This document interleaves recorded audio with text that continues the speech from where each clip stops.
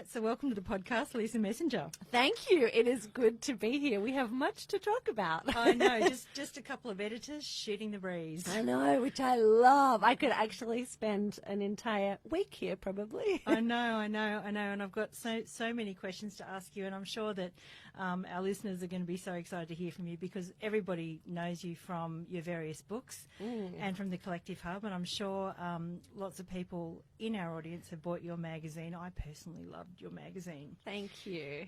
So just give us a quick run through the last 12 months or so. What have you been up to? What have you been up to with the Collective and Lisa Messenger and all of those wonderful things? Oh, do I need to go back a little to go forward? If you like. How far back to my days of being a real estate agent? No, we'll cover that later. I did read that about you somewhere. Let me ask you, as one of the most creative minds I think we've got in this country, if you were going to start a real estate business now, what would you do? Oh, okay. You're putting me totally on the spot. What would I do? Do you know, I feel like we need to do a whole other episode on that. What would I do? I feel like we do too, actually.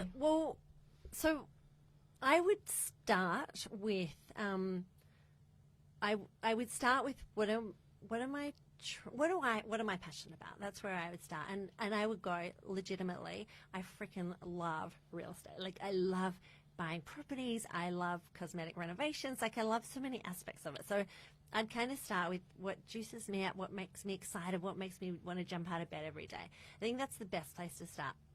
And then I'd look at, what do people want out there? Like what, as a consumer, and I've been on that side as well, like what do I really want? And I'd start to marry those two up. And then I probably wouldn't look at the existing real estate industry because it's like when I started a magazine, I didn't look at a single other magazine. I took inspiration from outside of the industry, and I think that's one of the most clever things you can do, and it's also quite counterintuitive. So for example, with Collective Hub, it's essentially looks like a design and fashion magazine, but it's a magazine for entrepreneurs.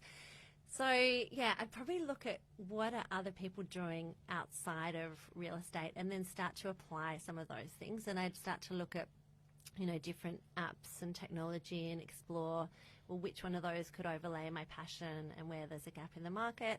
Then I'd probably look at like the bricks and mortar and what exists already.